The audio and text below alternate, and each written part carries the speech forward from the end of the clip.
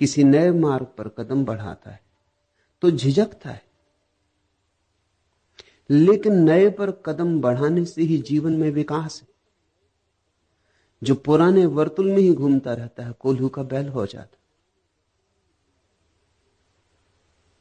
सदा विचारणीय यह है कि जिस ढंग से मैं जी रहा हूं उस ढंग से जीने में आनंद उपलब्ध हो रहा है। अगर नहीं हो रहा है उपलब्ध तो जोखिम उठानी चाहिए। नए रास्ते, नई जीवन की पद्धति, नई खोज करनी ही होगी। इतना तो तय है कि तुम्हारे पास खोने को कुछ भी नहीं। पुराने जीवन से आनंद तो मिला नहीं, मिल जाता तो नए की कोई जरूरत भी ना थी। पुराना तो व्यर्थ हो गया है, एक बात निश्चित है। नया सार्थक भी निकल सकता है, व्यर्थ भी निकल सकता है, मगर नए में कम से कम एक संभावना है सार्थक होने की। पुराना तो निचुड़ चुका, उसे तो देख लिया, समझ लिया, जी लिया, नहीं कुछ पाया। जैसे कोई रेत से तेल निचोड़ता रहा हो। अब कब तक रेत के साथ सिर मारना है? मैं नहीं कहता कि नए से आनंद मिल ही जाएगा, क्योंकि आनंद मार्ग पर कम निर्भर होता है, मार्गी पर ज्यादा निर्भर होता है। पथ पर कम निर्भर होता है, पथिक पर ज्यादा निर्भर होता है। इसलिए असली बदलाहट पथ की नहीं होती, असली बदलाहट तो पथिक की होती। मगर पथ की बदलाहट से शुरुआत होती। तुम बाहर हो, इसलिए बाहर से ही रूपांतरण शुरू करना होगा। बाहर की बदलने की हिम्मत जुटाओ तो भीतर बदलने की हिम्मत भी सघन होगी। और अगर थोड़ी बूंदें पड़ने लगी आनंद की तो उमंग और उत्साह से नए का अन्वेषण शुरू हो जाएगा। मगर एक बात तो तय है कि तुम्हारे पास खोने को कुछ भी नहीं, इसलिए व्यर्थ चिंता मत लो। मिला क्या है पुराने को पकड़े रखने से? तो खो भी कुछ ना जाएगा। और जब खोने को कुछ नहीं है तो डर क्या है? या तो कुछ मिलेगा, ज्यादा से ज्यादा यही होगा कि नए से भी नहीं मिलेगा, तो फिर और नए को खोजेंगे। हमेशा ध्यान इसका करो कि जिस ढंग से हम जिए हैं, जो हम अब तक सोचे हैं, विचारे हैं, उससे कुछ मिला है या नहीं, विचार उसका करो। भविष्य का विचार मत करो कि क्या मिलेगा क्या नहीं मिलेगा, क्योंकि भविष्य तो अज्ञात है, संन्यास तो अपरिचित है। प्रयोग में उतरने से ही पता चलेगा। स्वाद लोगे तो ही पता चलेगा। स्वाद के पहले कैसे तय करोगे कि स्वादिष्ट है वस्तु या नहीं? किसी पे भरोसा करना होगा, किसी ने जिसने स्वाद लिया हो। यहां तुम आती हो चंद्ररेखा, मैंने स्वाद लिया है। मैं तुम्हें कहता हूं आओ बढ़ो। और यहां बहुत हैं जो मस्त हो रहे हैं, डूब रहे हैं। उनकी मस्ती और डुबकी देखकर ही तो तुम्हारे मन में भी सन्यास का भाव उठता है। नहीं तो सन्यास का भाव क्यों उठे? तुम्हारा हृदय आंदोलित हो रहा है, सिर्फ तुम्हारा मस्तिष्क बाधा डाल रहा है। मस्तिष्क सदा ही रूढ़िवादी होता है, हृदय सदा नए के साथ जाने को आतुर होता है, और मस्तिष्क सदा पुराने के साथ बंधा रहने के लिए तैयार। मस्तिष्क के पास अतीत के अतिरिक्त कुछ भी नहीं। मस्तिष्क के पास जो भी है स्मृति की संपदा है, वह सब अतीत है। मस्तिष्क का भविष्य होता ही नहीं। कोई भी चीज मस्तिष्क का हिस्सा बनती है जब अतीत हो जाती। जब तुम्हारा अनुभव हो जाता तब मस्तिष्क का हिस्सा बनता है। मस्तिष्क जीता है अतीत में, मुर्दा में, इसलिए मस्तिष्क डरता है भविष्य में जाने में। हृदय सदा तैयार है छलांग लेने को। तुम्हारा हृदय तो उत्साह से भरा है, तुम्हारा हृदय तो उठा लेना चाहता है कदम, मस्तिष्क चालाकियां बरत रहा है। मस्तिष्क कहता है ठहरो, सोचो, पहले निर्णय करो, कहीं ऐसा ना हो कि जाओ भी नए पथ पर और कुछ ना मिले, कहीं ऐसा ना हो कि बीच से लौटाना पड़े, कहीं ऐसा ना हो कि जीवन की पद्धति बदलो, इतना श्रम उठाओ और श्रम के अनुकूल पुरस्कार ना हो। तो थोड़ा सोचो, गणित बिठाओ, हिसाब लगाओ। लेकिन मस्तिष्क की सुनी अगर तो कभी कदम उठ ना सकेगा। थोड़ा सोचो, छोटा बच्चा मां के पेट में है, अभी जन्म होने के करीब है। अगर मस्तिष्क हो, अगर बुद्धि पैदा हो गई हो, तो बुद्धि कहेगी कहां जाते हो? जीवन की ये प्रक्रिया, ये ढंग, ये गर्भ में रहना कितना सुखद है। कोई झंझट नहीं, कोई चिंता नहीं, कोई दायित्व नहीं। 24 घंटे सोए रहो। कहां जाते हो? पता नहीं बाहर क्या होगा, कौन सी मुसीबतें आए, कौन सी चुनौतियां आए। अगर बच्चे के पास थोड़ा गणित हो, तर्क हो, तो कोई बच्चा मां के गर्भ से पैदा ही ना हो। लेकिन गणित नहीं होता, गणित बाद में आता है, सौभाग्य की बात। तर्क बाद में आता है। बच्चे के पास तो सिर्फ हृदय होता है, नए के लिए आतुर, उत्सुक। अगर हम बुद्धि की बात मान के चलें तो पृथ्वी जरा जीर्ण से भर जाती। इस देश में ऐसा ही हुआ है। लोगों ने अतिशय बौद्धिकता के साथ अपने गठबंधन बना लिए, इसलिए यह देश जरा जीर्ण हो गया है। इस देश में यौवन नहीं रहा, यह खंडहरों में जी रहा है। यह अब भी अतीत के ही गुणगान करता है। इसके पास कोई उमंग नहीं है नए के लिए। यह गिर गए पीले पत्तों की प्रशंसा करता है, नई जो कौपलें खिलती हैं उनकी तरफ पीठ फेर लेता है। यह पूजता है पत्थरों को, जड़ को, अतीत की लकीरों को। यह लकीर का फकीर हो गया है। और ऐसा ही सारे लोगों का चित्त हो गया है। हिम्मत जुटानी पड़ेगी। और मैं तुमसे इतना कहता हूं कि नए के साथ हारने में भी जीत है, पुराने के साथ जीतने में भी जीत नहीं। पुराने के साथ सुख भी मिले तो ज्यादा से ज्यादा उसका अर्थ सुविधा होती। नए के साथ दुख भी मिले तो भी विकास होता है। नए के साथ पाया गया दुख ही तपश्चर्या है। उसे ही मैं तपश्चर्या कहता हूं। धूल लगा के शरीर पर पोत कर बैठ गए, या कांटों की सैया बना के लेट गए, या उपवास किया, इस सबको मैं तपश्चर्या नहीं कहता। इस सबको तो मैं रुग्ण चित्त की मूढ़ता कहता हूं। तपश्चर्या तो एक है, नए के साथ जाने का साहस, अज्ञात में उतरने की हिम्मत। जैसे छोटा बच्चा मां के गर्भ को छोड़ता है। अभी 2 दिन पहले पास के ही एक वृक्ष पर एक चिड़िया अपने बच्चों को बड़ा कर रही थी। रोज रोज बच्चे बड़े होते चले गए। 2 दिन पहले पहली बार घोंसले से बाहर निकले। जब वे पहली बार घोंसले से बाहर निकले, मैं उनके पास खड़ा था। दोनों बैठ गए शाखा पर, बड़े आश्चर्य विमुक्त, पर तौलते हुए, सोचते विचारते आगे कदम बढ़ाना कि नहीं। अभी तक घोंसले से बाहर नहीं आए थे। और उनकी मां दूर वृक्ष पर बैठकर पुकार दे रही है, गुहार दे रही। यही ढंग है बच्चों को बुलाने का।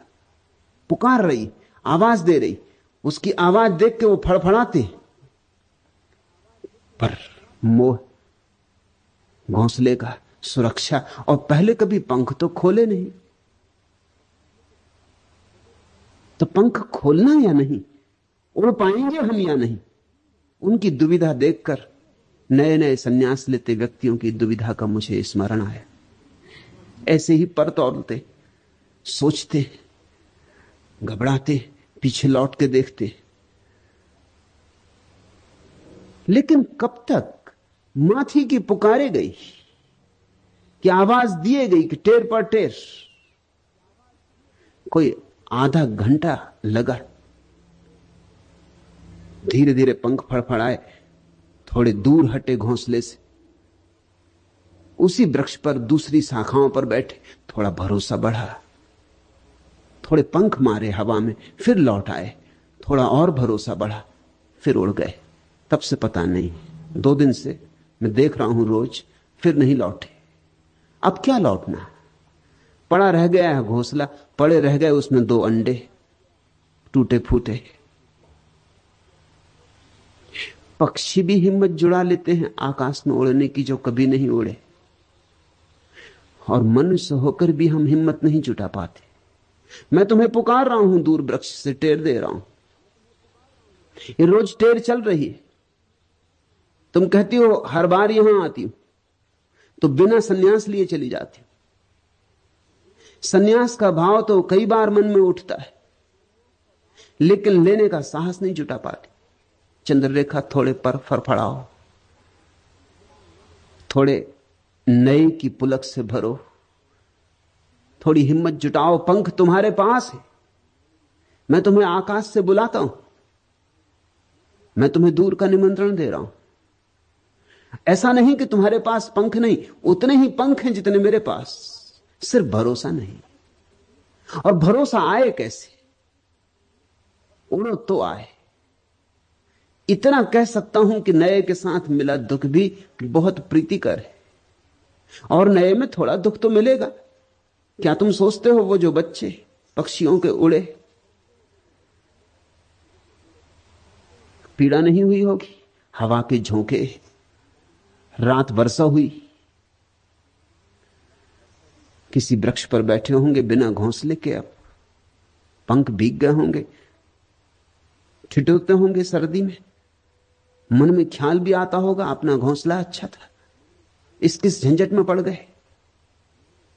लेकिन फिर भी आकाश में उड़ने का आनंद ऐसा है कि ये सब कीमतें चुकाई जा सकती, चुकानी ही पड़ती, और जो चुकाता है कीमत वही पाता है। गंध से बोझिल पवन है और फिर चंचल चरण है, कौन सा मौसम लगा है, दर्द भी लगता सगा है। अनमिली स्वर लहरियों के गीत जादू डालते, सारदी मेघों तले मैदान फूल उछालते। आज तो बस में नमन है, गीत से भीगा गगन है, प्राण को किसने ठगा है, दर्द भी लगता सगा है। ओ उदासी की किरण भटकी हुई क्या कह रही है तू, धुंधलके के पार यूं निस्सार क्यों बह रही है तू, धुंधलके के पार यूं निस्सार ही क्यों बह रही तू। प्रीति का कोई वचन है, नित निभाना प्रणय प्रण है, नैन में सपना जगा है, दर्द भी लगता नया है, दर्द भी लगता सगा है। पूर्ण यौवन भार खेतों में लचकती सांध्य वेला, बांसुरी के स्वर सरीखा एक मेरा स्वर अकेला। टेरता मानो विजन है और तन मन में चुभन है, कौन सा मौसम लगा है, दर्द भी लगता सगा है। नए के साथ दर्द भी बहुत सगा है, पुराने के साथ सुविधा भी। सिर्फ धीमी धीमी आत्महत्या है और कुछ भी नहीं। क्या है छोड़ने को, क्या मिट जाएगा, पाया ही कुछ नहीं तो छूटेगा क्या। इसलिए खोजो, और तब तक खोजते ही रहो जब तक मिल ना जाए, तब तक कदम ना रुके, तब तक पंख बंद ना हो। चाहे कितना ही भय लगे, पर तौल नहीं होंगे, आकाश में उड़ना ही होगा। और चुनौती जग गई है, कब तक झुठलाओगी, कब तक लौट लौट जाओगी। ये लौट जाना आदत ना बन जाए, ये लौट जाना भी लकीर ना बन जाए। इसके पहले कि ये आदत बन जाए, कुछ करो, कुछ जगो। कुछ साहस जुटाओ। पार करना चाहते हो इस गरजते सिंधु को, यदि प्राण लेकर आज लहरों में उतरना ही पड़ेगा। यह तरंगें दूर से चलकर तुम्हारे पास आती, उस नए जग के नए संदेश अपने साथ लाती। कूल पर बैठे मनन करते रहोगे और कब तक? हो मुखर उस पार वीणाएं मधुर तुमको बुलाती। चाहते यदि तुम नया जीवन, नया यौवन, नया मन, आज बाहों में उमड़ता सिंधु भरना ही पड़ेगा। तुम नया विश्वास लेकर पग बढ़ाओ आज अपना, तुम नया इतिहास लेकर द्रग उठाओ आज अपना। छूट जाने दो बहुत पीछे पुराने इस गगन को, तुम नया आकाश लेकर जग सजाओ आज अपना। प्राण में यदि हो रहे मुखरित नए निर्माण के स्वर, आज कण कण का नया श्रृंगार करना ही पड़ेगा। यह प्रलय की पीर ही नव सृष्टि का मधुगान होगी, यह तिमिरता ही निशा की सूर्य का वरदान होगी। इस पुरातन जर्जरित युग मूर्ति को अब टूटने दो, जिस शिला पर हाथ रख दोगे वही भगवान होगी। तुम हिमालय के स्वजन हो, सिंधु की गहराई ही क्या, आज पंखों में असीमित व्योम भरना ही पड़ेगा। पार करना चाहते हो इस गरजते सिंधु को, यदि प्राण लेकर आज लहरों में उतरना ही पड़ेगा। उतरो। डूबने का भय लगता है तो भी उतरो। सभी नए तैरना सीखने वालों को डूबने का भय लगता है। जो डूबने के भय से रुक ही गया किनारे पर, वह तो जान ही ना पाएगा आनंद तैरने और तिरने का। और दूर है किनारा दूसरा, और वही है मंजिल। जाना है पार तो ही परमात्मा मिले। सन्यास तो केवल एक छोटी सी नौका है उस पार जाने की। माना दूर धुंधलके में छिपा उस पार का किनारा दिखाई तो पड़ता नहीं, इसलिए किसी आंख वाले से संबंध जोड़ना होता है, इसलिए किन्हीं आंख वालों के पास उठना बैठना होता है,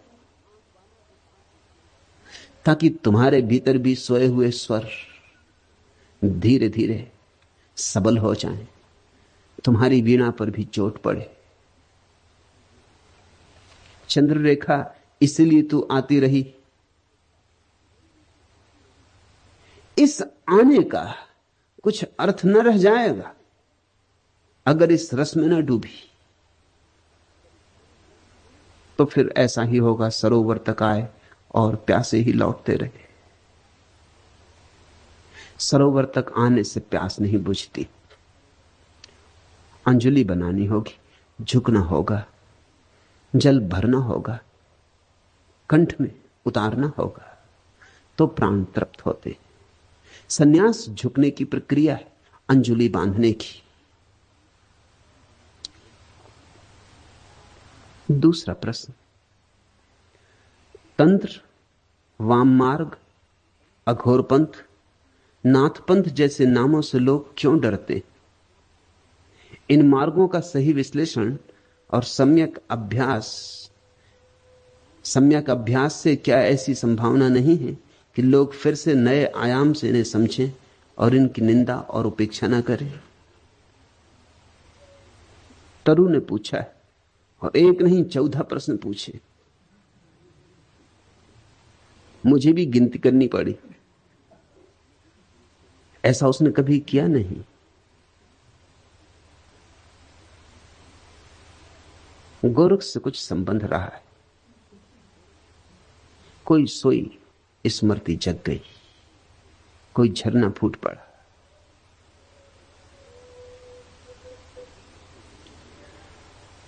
यहां कोई भी नया नहीं, सभी पुराने। न मालूम कितने पथों पर चले, न मालूम किन किन सद्गुरुओं के साथ रहे। मेरे पास आ जाना तुम्हारा आकस्मिक नहीं, चलते रहे हो, खोजते रहे हो, वही खोज तुम्हें यहां ले आई। जो नहीं चले हैं कभी, जिन्होंने कभी खोजा नहीं, उनसे मेरा संबंध भी बहुत मुश्किल से बन पाता है। वे आ भी जाते हैं तो छिटक जाते। आकस्मिक होता उनका आना। उनके आने के पीछे कुछ आधारशिला नहीं होती। जो मेरे पास आके टिक जाते, रुक जाते, और तरु आई है सो टिक ही गई है, उसका अर्थ यही है, उनके प्राणों की कोई गहरी तरसा तृप्त हो रही है। बहुत बहुत द्वारों से जो खोजा है और नहीं मिल पाया है, उसकी झलक मिलने लगी, मंजिल करीब आ रही। गोरख से कुछ संबंध रहा होगा तरु, कुछ नाता रहा होगा। जैसे कोई पुराना सोया हुआ गीत फूट पड़ा हो, ऐसे उससे प्रश्न फूटे और सभी प्रश्न सार्थक। कोई भी प्रश्न बौद्धिक नहीं है, पूछने के लिए नहीं पूछा गया है, उठा है। पूछना चाहिए इसलिए कुछ सोच सोच के नहीं पूछा गया है, पूछने से नहीं रुक सकी, फिर खुद भी डर गई होगी जब 14 प्रश्न लिखे, तो फिर क्षमा भी मांगी कि मुझ पर नाराज मत होना। इतने प्रश्न, जैसे विवश थी, पूछना ही पड़ा है, न पूछे नहीं बनेगा। उन्हीं 14 में से एक प्रश्न यह है, तंत्र, वाम मार्ग, अघोर पंथ, नाथ पंथ जैसे नामों से लोग क्यों डरते? पहली बात, ये सब नाम तंत्र के ही नाम है। तंत्र का ही एक नाम वाम मार्ग है। वाम मार्ग का अर्थ होता है बाएं हाथ का रास्ता। तुम्हारे पास दो हाथ है, एक दायां हाथ है, एक बायां हाथ है। ये दो हाथ बस दो हाथ ही नहीं, इनके पीछे बड़े राज छिपे। तुम्हारा दायां हाथ तुम्हारे बाएं मस्तिष्क के खंड से जुड़ा है, उल्टा तुम्हारा बायां हाथ तुम्हारे दाएं मस्तिष्क के खंड से जुड़ा है। मस्तिष्क दो खंडों में बटा है। अब तो विज्ञान ने इस पर बड़ी खोज की और उस खोज ने बड़े रहस्य प्रकट किए। तुम्हारा दायां मस्तिष्क जो कि बाएं हाथ से जुड़ा है, काव्य का स्रोत है, अनुभूति का, भाव का, कला का, प्रज्ञा का, आनंद, मस्ती, नृत्य, संगीत, उत्सव, कल्पना, जो भी मधुर है, जो भी स्त्रीण है, जो भी सुंदर है, उस सब का जन्म तुम्हारे दाएं मस्तिष्क में होता है। उस दाएं मस्तिष्क का प्रतीक है बायां हाथ। तुम्हारा दायां हाथ जुड़ा है बाएं मस्तिष्क से। बाएं मस्तिष्क में पैदा होता है तर्क, गणित, कर्मठता, कार्यकुशलता, चालाकी, राजनीति, कूटनीति, संसार, गद्य, विज्ञान, हिसाब किताब, उपयोगिता, बाजार, इस सब का संबंध बाएं मस्तिष्क से है। संसार सदा से दाएं हाथ पर जोर देता रहा है, क्योंकि दाएं हाथ में उपयोगिता है, हिसाब किताब है, गणित है, तर्क है, बाजार है, दुकान है, व्यवहार है। बायां हाथ खतरनाक मालूम होता रहा है, सदा से खतरनाक मालूम होता रहा है। कवि का क्या भरोसा, गणितज्ञ का भरोसा किया जा सकता है, नर्तक का क्या भरोसा, वैज्ञानिक का भरोसा किया जा सकता है। फिर विज्ञान का उपयोग है, नृत्य का क्या उपयोग है? नृत्य तो है स्वांतः सुखाय। ये जो बायां हाथ है, ये तुम्हारे भीतर स्वांतः सुखाय का प्रतीक है। इसका कोई लक्ष्य नहीं, इसकी कोई दिशा नहीं, ये कहीं जा नहीं रहा है। यह तो इसी क्षण में आनंद मस्त मुग्ध होकर जीने की कला है। कविता का क्या मूल्य है?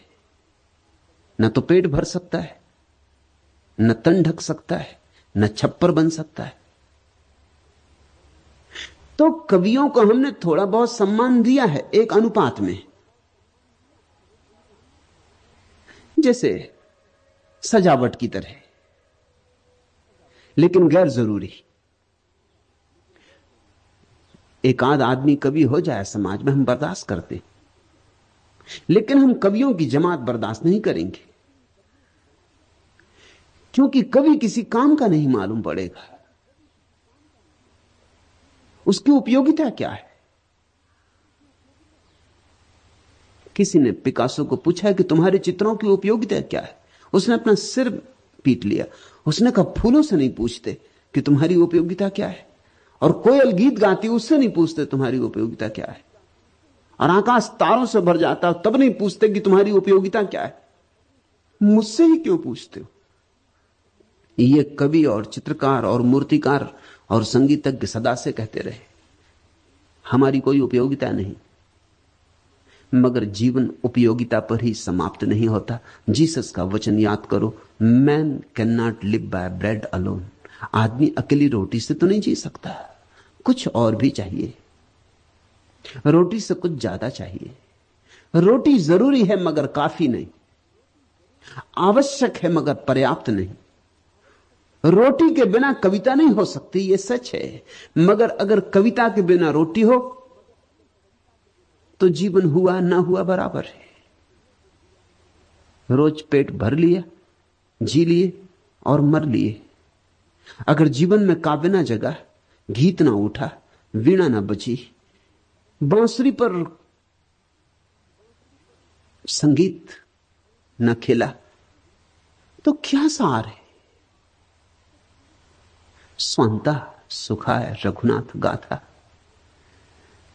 जो स्वांता सुख से भरा है वही उस परम प्रिय के भाव से भी भरता है। इसलिए बायां हाथ सदा से खतरे का सूचक रहा। इसलिए जिनसे भी हम डरते उनको हम वाममार्गी कहते, जिनसे हम भयभीत होते उनको हम वाममार्गी कहते। तुम्हें हजारों लोग मिल जाएंगे जो मुझे वाममार्गी कहते, ठीक ही कहते, मैं वाममार्गी हूं, क्योंकि मैं तुम्हें स्वांतः सुखाए की कला सिखा रहा हूं। हिसाब किताब ही सब कुछ नहीं है। हिसाब किताब के बाहर भी एक जगत है, और वही जगत तृप्तिदायी है। उसी जगत में परितोष है, उसी जगत में प्रकाश है। जरूरतें पूरी होनी चाहिए, ठीक है, फिर क्या करोगे? जरूरतें पूरी हो जाएंगी, फिर क्या करोगे? आज पश्चिम में यही अड़चन आ गई, जरूरतें पूरी हो गई, जो बाहर की जरूरतें थी पश्चिम ने पूरी कर ली। समझना कठिनाई। जरूरतें पूरी करने के लिए बाएं हाथ से जुड़े हुए दाएं मस्तिष्क का कोई उपयोग नहीं किया। इसलिए पश्चिम ने धर्म को इंकार कर दिया, काव्य को इंकार कर दिया, संगीत को इंकार कर दिया, रहस्य की सारी विधा इंकार कर दी। ठीक गणित, विज्ञान, पदार्थ, ठोस जिसका प्रमाण है, उस पर ही पश्चिम जी रहा है। 300 साल के सतत प्रयोग ने, दाएं हाथ के प्रयोग ने पश्चिम को समृद्ध बना दिया। धन है, दौलत है, मकान है, सुंदर रास्ते हैं, सुस्वादु भोजन है, भरपेट भोजन है, सब जरूरत से ज्यादा है। एक संपन्नता का युग पश्चिम में आ गया। लेकिन 300 साल निरंतर वो जो स्वांतः सुखाय का स्रोत है उसको इंकार करके आया। तो पश्चिम संपन्न तो हो गया, लेकिन अब क्या करे? क्योंकि उसके पास सिर्फ सुख को भोगने की कला ही नहीं बची। पश्चिम किम कर्तव्य विमूढ़ है। अब कहां जाएं? अब क्या करें? काम का जगत जो हो सकता था हो चुका। पश्चिम के भीतर बड़ी बेचैनी है। रविवार के दिन भी पाश्चात्य मनुष्य छुट्टी नहीं मना पाता। छुट्टी मनाने की आदत ही भूल गई। काम और काम और काम, काम पर इतना जोर दिया है कि काम को भगवान बना दिया, तो लीला की कला भूल गई। तो बैठ के हंसे बोले कि वीणा बजाएं, कि बगिया में घास उगाएं, कि मस्त होकर लेट जाएं तारों तले, कि नौका विहार करें। नहीं, ये सारी बात अर्थहीन है, क्योंकि 300 साल एक ही बात दोहराई और सिखाई गई स्कूल से लेकर विश्वविद्यालय तक कि काम का मूल्य है। तो आज अगर कोई आदमी अपनी नाव पर लेटा हुआ आकाश के तारों के नीचे तिर रहा है झील में, तो उसे लगता है कि मैं कोई पाप कर रहा हूं, क्योंकि काम पुण्य है, मैं पाप कर रहा हूं।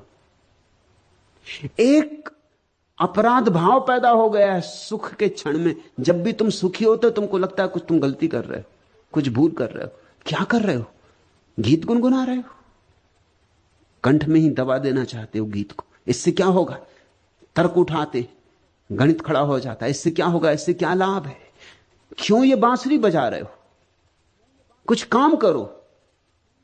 मेरे पास लोग आते, वो तो कहते हैं आप लोगों को ध्यान सिखाते।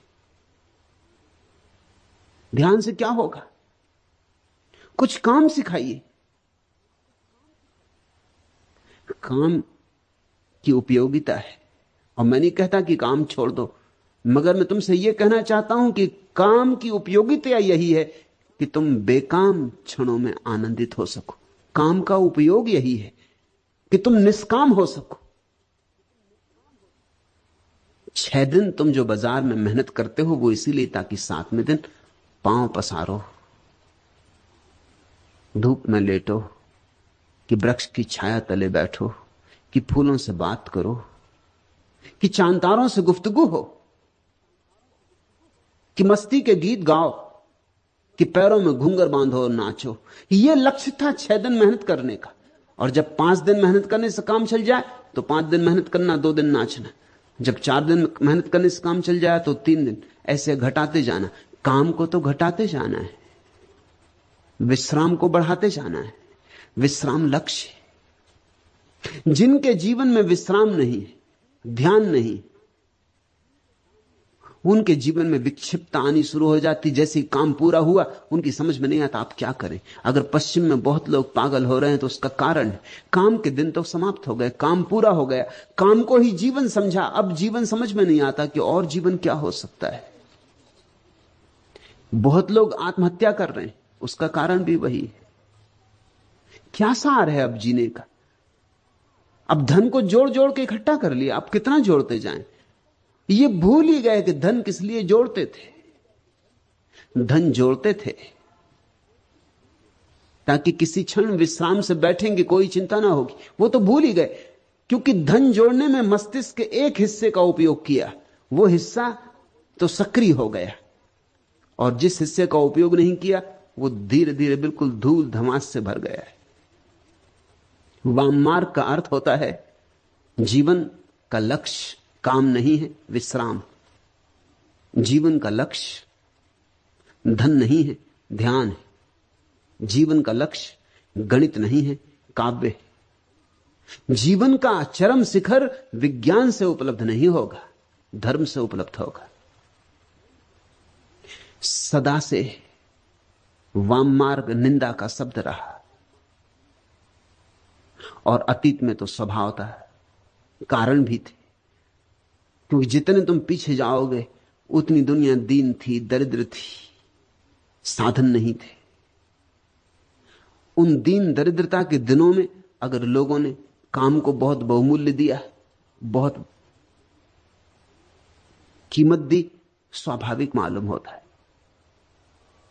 और जिन लोगों ने काम की जगह विश्राम को मूल्य दिया, उनसे अगर समाज ने विरोध किया तो कुछ आश्चर्य नहीं। मगर पुरानी आदत अब भी ग्रंथि की तरह बनी रह गई। अब भी हमारे भीतर भय है। फिर जो गणित हिसाब किताब वाला मन है, वह सदा से उन सारी चीजों का विरोधी रहा है जिनसे तुम्हारे भीतर सुख उत्पन्न होता है। वो स्वाद का विरोधी, तो वो अस्वाद का व्रत सधवाता है। सौंदर्य का विरोधी, तो वो कुरूपता को आध्यात्मिक बना लेता है। वह स्वास्थ्य का भी विरोधी, क्योंकि स्वास्थ्य भी शारीरिक सुख है। जर्मनी के एक प्रसिद्ध विचारक काउंट केसरलिंग ने भारत की यात्रा के बाद अपनी डायरी में लिखा कि भारत जाके मुझे यह अनुभव हुआ कि बीमारी में एक आध्यात्मिकता है, स्वास्थ्य में एक तरह की नास्तिकता है, क्योंकि स्वास्थ्य शरीर का होता है। इसलिए आध्यात्मिक व्यक्ति को स्वास्थ्य का रस नहीं लेना चाहिए, वो तो देह का दुश्मन है। इसीलिए प्रेम का दुश्मन हो गया संसार, क्योंकि प्रेम बड़ा सुख है।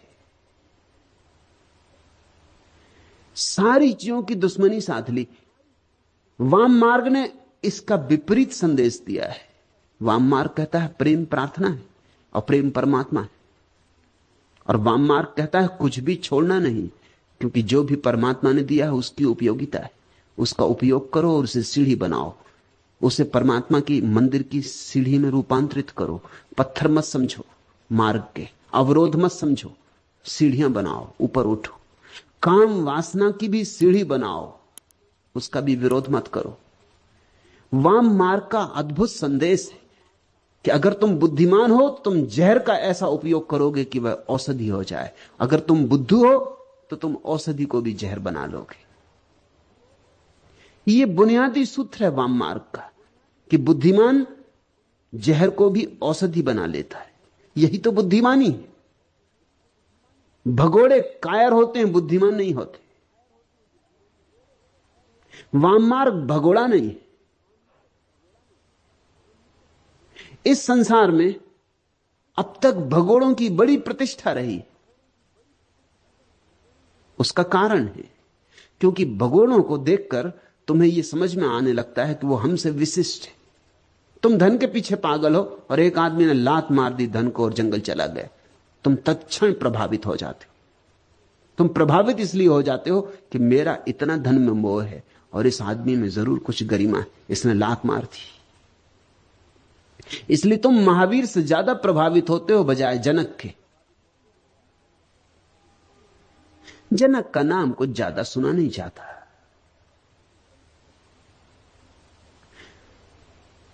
तुम बुद्ध से ज्यादा प्रभावित हो जाते हो क्योंकि वो राजमहल छोड़ के जाते।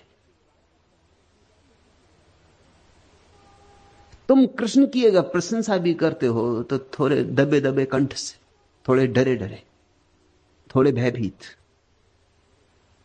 अगर लोग कृष्ण की प्रशंसा भी करते हैं तो गीता वाले कृष्ण की करते हैं। पूरे कृष्ण को स्वीकार करने की हिम्मत बहुत कम लोगों की, क्योंकि कृष्ण तो तुम्हारे जैसे ही मालूम पड़ते हैं, बल्कि तुमसे भी आगे बढ़े हुए।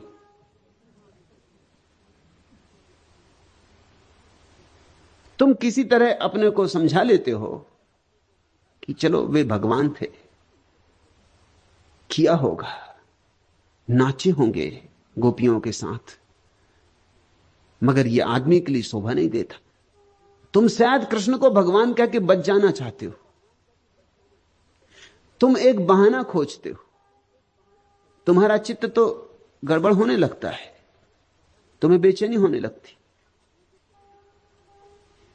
मैं एक घर में मेहमान था, एक हिंदू परिवार में। संभ्रांत परिवार है, कुलीन परिवार है। कोई 10-12 साल पहले की बात। मेरी किताब संभोग से समाधि की ओर छपी थी। वे बड़े बेचैन थे। उन्होंने मुझसे कहा कि आप नाम कम से कम कोई और रख देते।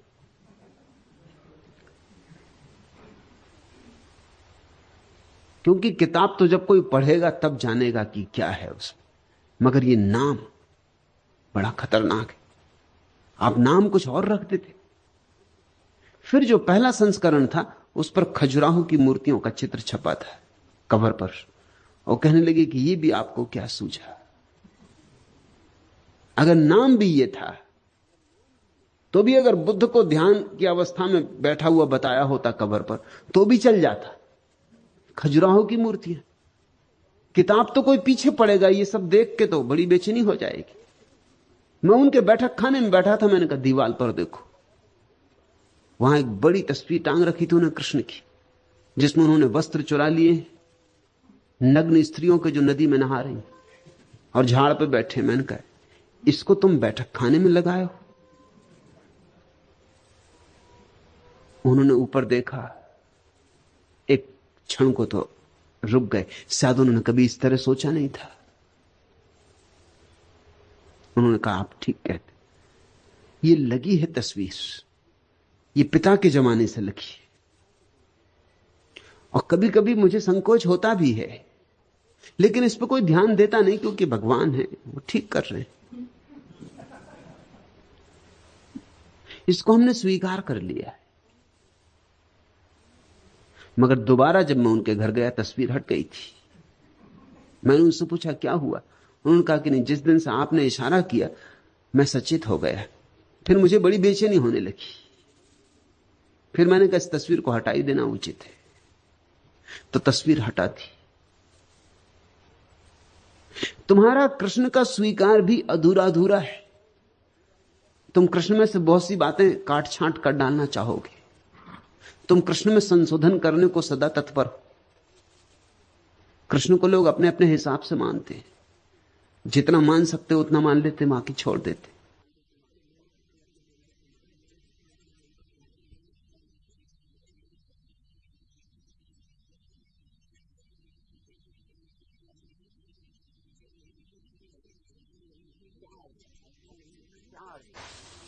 क्या अड़चन है? अड़चन यही है कि महावीर तो तुम्हें साफ अपने से विपरीत जाते मालूम पड़ते। तुम सम्मान दे सकते हो क्योंकि तुम्हें मालूम अपने लोभ का, अपने काम का, अपने क्रोध का, अपनी लिप्सा का तुम्हें पता है, और ये उसको छोड़ के जा रहे हैं, विशिष्ट हैं, अब कोई प्रमाण की जरूरत नहीं। लेकिन कृष्ण ये वहीं खड़े, उसी संसार में जहां तुम खड़े हो। कृष्ण को पहचानने के लिए बड़ी गहरी आंख चाहिए। महावीर को पहचानना अंधे के भी बस की बात है, कोई अड़चन नहीं। अंधा भी पहचान लेगा कि ठीक सब छोड़ के चले गए, लेकिन कृष्ण को पहचानने के लिए तो जब तक भीतर की आंख न खुली हो तब तक पहचान मुश्किल है, क्योंकि वो वहीं खड़े। भेद तो कुछ भी नहीं, ऊपर से भेद नहीं है, भीतर से भेद है। तो जब तक भीतर देखने की क्षमता ना हो तब तक तुम कृष्ण को ना समझ पाओगे। कृष्ण वाम मार्गी, इसलिए जैनों ने कृष्ण को नरक में डाला है, अपने पुराणों में नरक में डाल दिया है। वाम मार्गी, और क्या वाम मार्ग होगा? जीवन का सहज स्वीकार, उत्साहपूर्वक स्वीकार, स्वागतपूर्ण स्वीकार, जीवन को उसकी समग्र विधा में जीने की क्षमता, साहस। जीवन में कुछ भी बुरा नहीं, अगर कांटे भी हैं तो फूल की रक्षा के लिए तत्पर है। इसलिए जीवन में जो भी है सुंदर है, और अगर किसी चीज का सौंदर्य हमें दिखाई नहीं पड़ा है तो हमारी कहीं भूल चूक हो रही। परमात्मा असुंदर बना कैसे सकता है? परमात्मा ही प्रकट हुआ है सारे रूपों में, काम में भी राम ही छिपा है। इतना साहस बहुत कम लोग जुटा पाते, इतनी दृष्टि भी नहीं होती। इसलिए तरु, तंत्र, वाममार्ग, अघोर पंथ, नाथ पंथ जैसे नामों से लोग डरने लगे। इसलिए क्योंकि ये तुम्हारी व्यवस्थित रूढ़ी को छिन्न भिन्न कर देते। ये प्यारे नाम गालियां बन गए। किसी को वाममार्गी लोग कह देते हैं, बस खत्म हो गया मामला। फला आदमी वाममार्गी, मतलब तुमने उसका खंडन कर दिया, अब और खंडन करने की जरूरत नहीं। अब वो क्या कहता है क्यों कहता है? इस तर्क और विस्तार में जाने का प्रयोजन नहीं। वाम मार्ग का लेबल लगा दिया, वो आदमी खत्म हो गए। अघोर पंथ, अघोर जैसा प्यारा शब्द गाली बन गया। किसी को अघोरी कह तो वो लड़ने को तैयार हो जाता। लोग अघोरी कहते ही किसी को तभी जब उनको गाली देनी होती। अघोर शब्द का अर्थ समझते हो? अघोर का अर्थ होता है सरल। किसी को घोरी कहो तो गाली हो सकती। घोर का अर्थ होता है जटिल। कहते ना घोर घमासान, खूब भयंकर युद्ध हुआ तो उसको कहते हैं घोर घमासान। जटिल, उलझा हुआ तो घोर। अघोर का अर्थ होता है सरल, बच्चे जैसा निर्दोष। लेकिन लोग अघोरी गाली देना चाहते तब कहते हैं, लोग कहते हैं मोरारजी देसाई अघोरी, क्योंकि जीवन जल पीते। अघोरी उनका मतलब यह कि गाली दे रहे हैं वो। अघोर तो सिर्फ थोड़े से बुद्धों के लिए उपयोग में लाया जा सकता है। गौतम बुद्ध अघोरी, कृष्ण अघोरी, क्राइस्ट अघोरी, लाओत्सु अघोरी, ऐसे लोगों के लिए ही सिर्फ उपयोग में लाया जा सकता। गोरख अघोरी, सरल, निर्दोष, सीधे साधे, इतने सरल कि गणित जीवन में है ही नहीं। हिसाब किताब लगाने का भाव ही चला गया है। तुम तो जिसको धार्मिक कहते हो वो भी हिसाब किताब लगाता है। वो देखता है कि इतने उपवास करूं तो स्वर्ग मिलेगा, इतने व्रत रखूं तो स्वर्ग मिलेगा, इतना दान करूं तो स्वर्ग मिलेगा। ये सब हिसाब किताब है। इस दान में भी बाजार है, इस दान में भी व्यवसाय है, सौदा है। इस पुण्य में भी छिपा हुआ पाप है। अघोरी का अर्थ होता है सरल, सीधा, जिसके जीवन से हिसाब किताब समाप्त ही हो गया, जो बच्चों की भांति जीता है। यह तो परम अवस्था है, परमहंस अवस्था है अघोर। मगर ये गालियां बन गई दुर्भाग्य से। नाथ पंथ, गोरखनाथ और उनके गुरु मच्छिंद्र नाथ के कारण तंत्र की यह शाखा नाथ पंथ कहलाने लगी। भाव बड़ा प्यारा है। नाथ का अर्थ होता है मालिक, जिसको सूफी कहते हैं या मालिक। सब उसका है, मालिक का है। हम भी मालिक के, संसार भी उसका, सब उसका। जैसी उसकी मर्जी वैसे जिएंगे, जैसा जिलाएगा वैसे जिएंगे। हम अपनी संकल्प को आरोपित ना करेंगे, हम चेष्टा से ना जिएंगे। हम ऐसे बहेंगे जैसे कोई नदी की धार में बह जाए, हम तैरेंगे नहीं। यह भाव है। उस मालिक के रहते हम अपना संकल्प क्यों बीच में लाएं? हमारा संकल्प आया कि अहंकार आया, अहंकार आया कि हम भटके, तो हम तो बिना अहंकार के जिएंगे, उसकी जैसी मर्जी। जैसे सूखा पत्ता हवा में उड़ता, पश्चिम जाए कि पूरब, दक्षिण जाए कि उत्तर, उसे कोई चिंता नहीं, हवा जहां ले जाए। लड़ता नहीं, प्रतिरोध नहीं करता, संघर्ष नहीं करता कि मैं तो पश्चिम जाऊंगा, कि मुझे पूरब नहीं जाना, मुझे क्यों पूरब लिए जा रहे हो। नहीं, पत्ते की क्या मर्जी, ऐसा जो हो जाए तो समझना कि नाथपंथी। ऐसे ही रहे गोरख, इस सहज मर्जी से रहे, इस सरलता से रहे। मगर लोग अहंकार से जीते। इस जगत में अधिकतम लोगों के जीवन की भाषा अहंकार की भाषा है। स्वभावतः इतने सरल लोग उन्हें बर्दाश्त नहीं होंगे। उन्हें तो लगेगा बड़ा खतरा पैदा हो गया। इतनी सरलता से लोग जीने लगेंगे, उनको लगता तो फिर नीति का क्या होगा, अनीति ही अनीति फैल जाएगी, जैसे अभी नीति है। ये बड़े मजे की बातें, लोग इस तरह की बातें करते हैं जैसे कि अभी नीति है फिर अनीति फैल जाएगी। कहां है नीति? कैसी नीति? नीति के नाम पर पाखंड है। थोथे मुखौटे लगाए लोग बैठे, झूठे मुखौटे लगाए लोग बैठे। नीति कहां है? लेकिन लोग समझते हैं कि अगर सब लोग सरल होने लगे, सहज जीने लगे, स्वाभाविक होने लगे और कहा कि जैसी परमात्मा की मर्जी, तो फिर नीति खंडित हो जाएगी। बात उल्टी ही है। लोग संकल्प से जी जी के अनैतिक हो गए। मनुष्य से ज्यादा अनैतिक और कौन है इस पृथ्वी पर? मनुष्य से ज्यादा हिंसक और कौन है इस पृथ्वी पर? मनुष्य से ज्यादा संघातक और कौन है इस पृथ्वी पर? पशु पक्षी कम से कम अपनी जाति के लोगों को मार के नहीं खाते। कोई सिंह सिंह को मार के नहीं खाता, कोई बाज बाज को नहीं हमला करता। आदमी अकेला पशु है इस पूरी पृथ्वी पर जो स्वयं की जाति में ही मार काट करता है, और थोड़ी बहुत नहीं, लाखों की, करोड़ों की।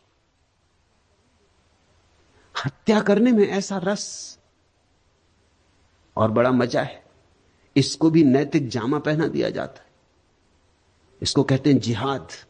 धर्मयुद्ध हो रहा है, धर्मयुद्ध हो रहा है तो फिर मारो, फिर कोई हर्जा नहीं। जितने मारे उतना ही लाभ है, जितने मारे उतना स्वर्ग निश्चित है।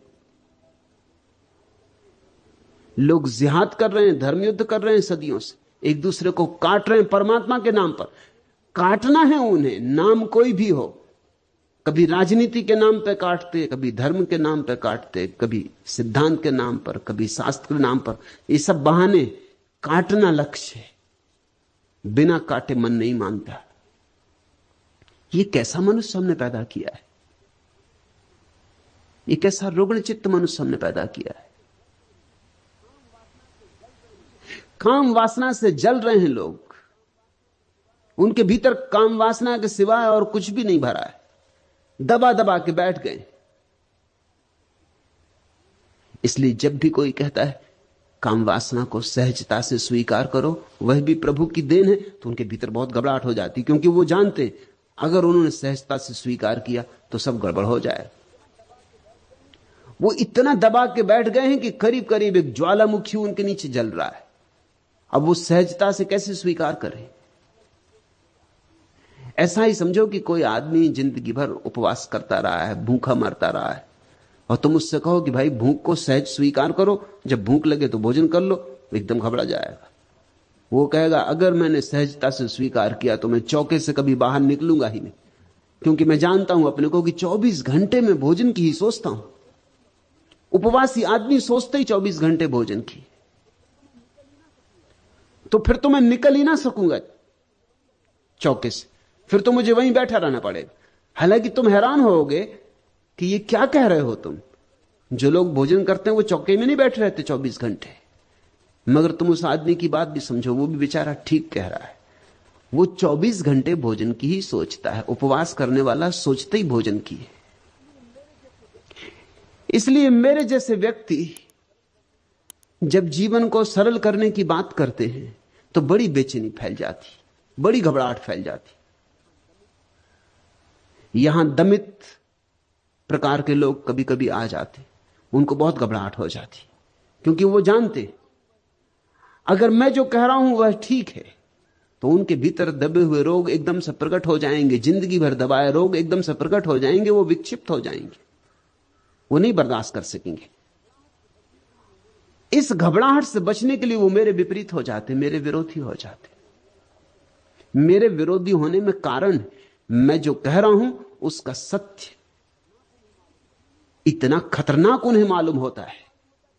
खतरनाक इसलिए नहीं मालूम होता कि सत्य खतरनाक है, खतरनाक इसलिए मालूम होता है कि अब तक वे इतने असत्य में जिए,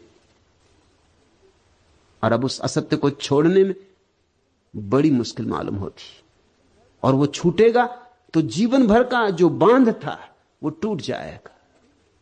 उनके जीवन में संयम नहीं है, संयम का सिर्फ थोथा आग्रह। जो आदमी वस्तुतः संयमी, जिसने वस्तुतः जागृत होकर सम्यक रूपेण अपनी काम वासना का अतिक्रमण किया है, उसे कुछ भी अंतर ना पड़ेगा। उसे मेरी बात में जरा भी कुछ विरोध ना दिखाई पड़ेगा।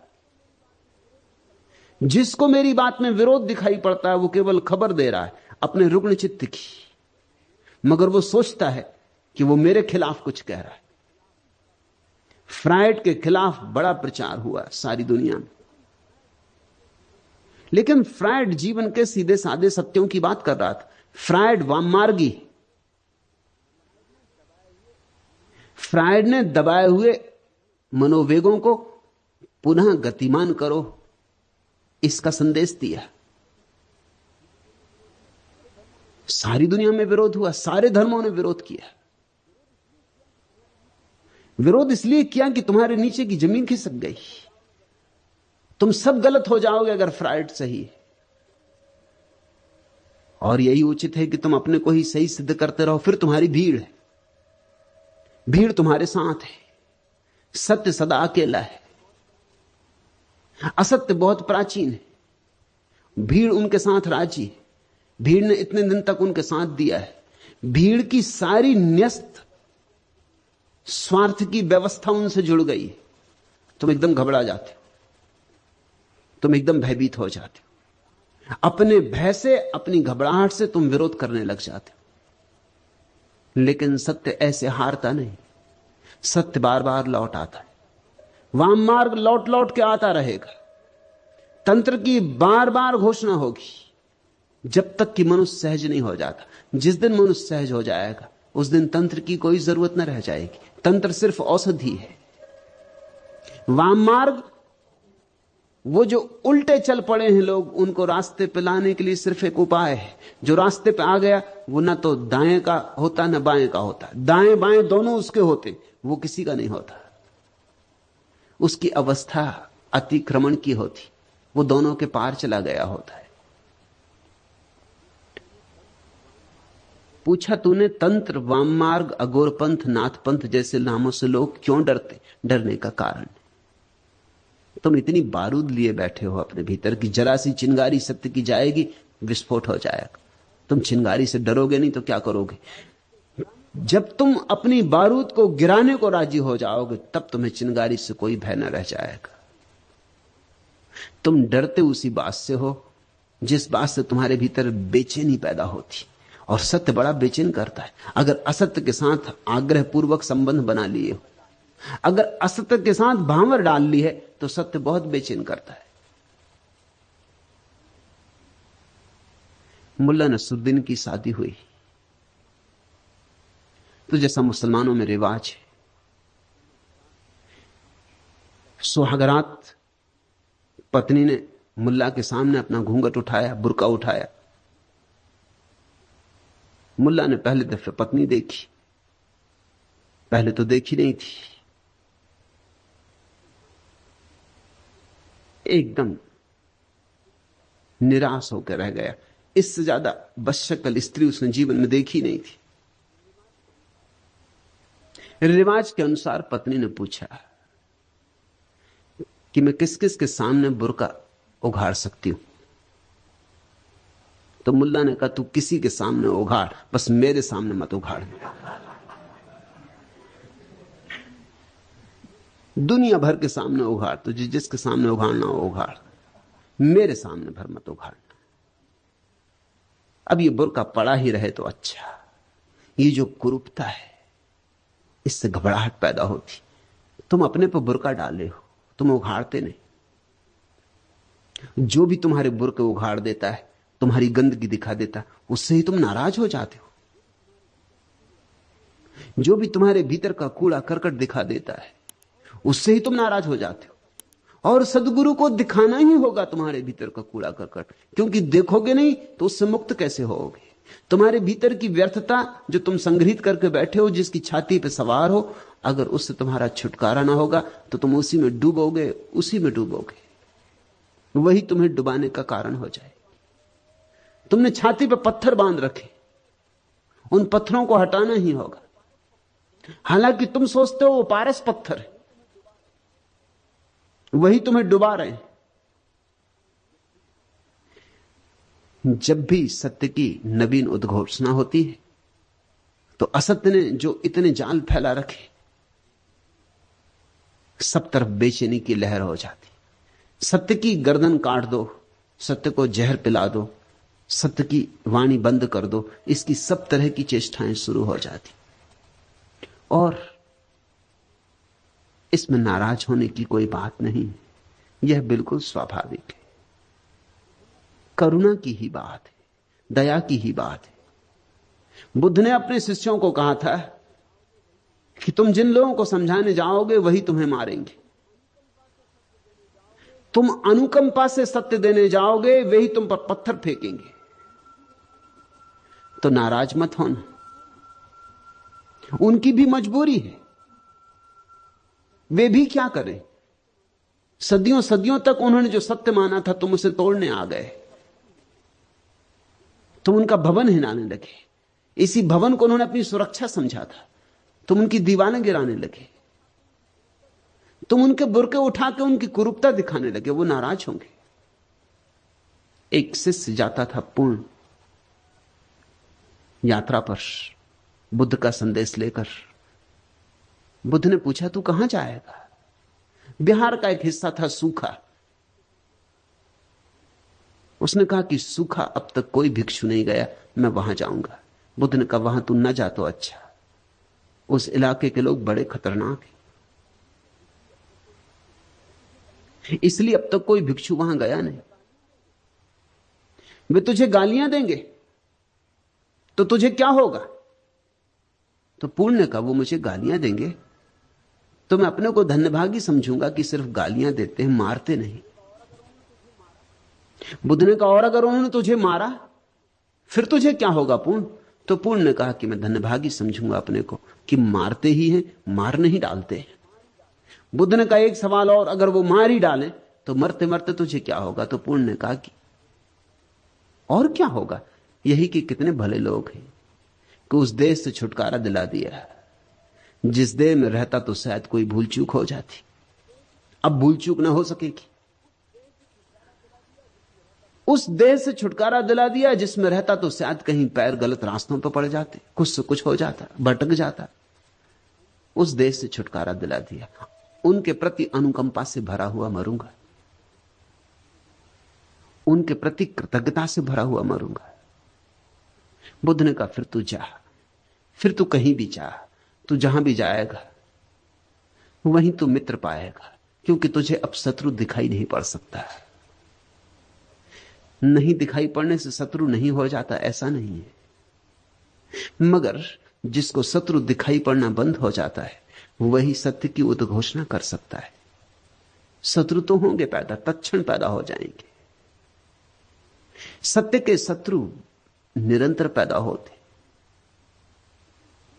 हमारी इतनी समझ कहां कि हम सत्य को पचा पाएं, इतनी छाती कहां हमारी बड़ी कि हम सत्य को अपने भीतर समाविष्ट करें, अपने भीतर मेहमान बन जाने दें। हम आतिथ्य बने सत्य के, सत्य अतिथि बने, इसकी हमारी पात्रता कहां? इसलिए निरंतर यह होता रहा, निंदा होती रही, उपेक्षा होती रही, मगर सत्य अपनी उद्घोषणा बार बार करता रहा है। और मैं तुमसे कहता हूं कि सत्य आता है मस्तिष्क के दाएं हिस्से से जो बाएं हाथ से जुड़ा है। हिसाब किताब आता है मस्तिष्क के बाएं हिस्से से जो दाएं हाथ से जुड़ा है। हिसाब किताब वाला आदमी कविता के प्रति कभी भी राजी नहीं होता। धन दौलत को मूल्य समझने वाला व्यक्ति ध्यान का मूल्य नहीं समझ पाता, और दुकान ही जिसे सब कुछ है वह मंदिर का नहीं हो पाता। और अगर मंदिर में चला भी जाए तो मंदिर भी उसके साथ ही भ्रष्ट हो जाता है।